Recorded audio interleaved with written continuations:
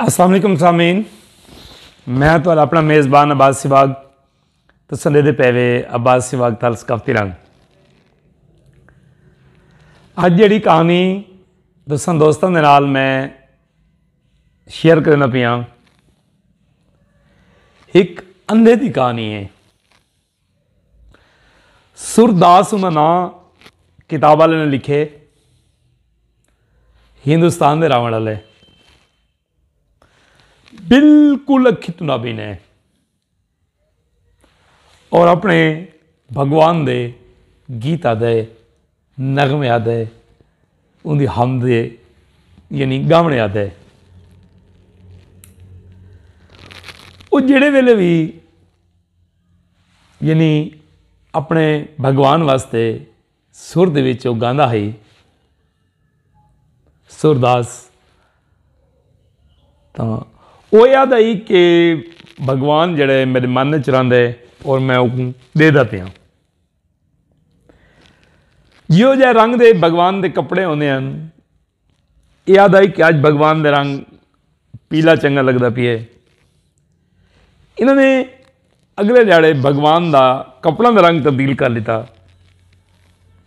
Red कर दिता, blue कर दिता। तो इसने बात आखा कि अज भगवान इन्होंने कपड़ा जचदा पिए। ये बड़े हैरान थे कि सूरदास को किवें पता लगता है, जोड़ा कि बिल्कुल ब्लाइंड है अंधा है, कि भगवान ने अज किहो जे कपड़े पाए है। इन्होंने एक दिहाड़े भगवान को पत्ता नाल ढक दिता और कोई रंग ना दिता कपड़े को। और सूरदास ने गाने हुए आख्या कि भगवान भी गरीब थी गए, अज तो पावन कोल कुछ कोरिस, अज तो पत्ते पाई वधे। ते लोग बड़े इनके विजन तो महसूस थे कि यार एक अखी तो नाबीना बंदा कह नाल प्यार करेंदे और ई लेवल ना करेंदे कि वो पता है कि मेरा महबूब जड़ा है मेरे कि जे कपड़े पाई खड़े। एक दफा आदन कि ये खूह तो धाने हुए पानी ढह पे, खूह ढह पे, ये अपने भगवान को सद मारे कि मेरे को बचा। वो एक बांह चुनाव के बैर कटे।